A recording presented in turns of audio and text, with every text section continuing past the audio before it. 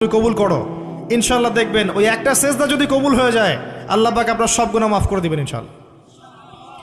নামাজটা ছাড়েন না, যত পাপ করছেন করেন, আমি বলি নামাজ ছাড়েন না, ইনশাল্লাহ একদিন নামাজই আপনাকে পাপ থেকে বের করে আনবে ইনশাল্লাহ।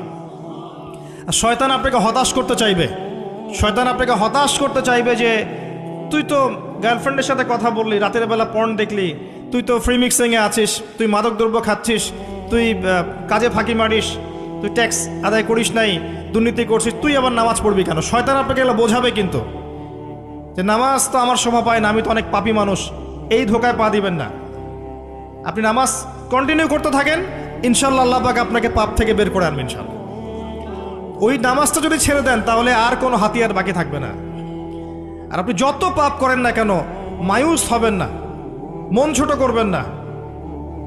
আপনার একটা সেজদা, যে সেজদা আপনি চোখের পানি ঢেলে দিয়েছেন আল্লাহর কাছে,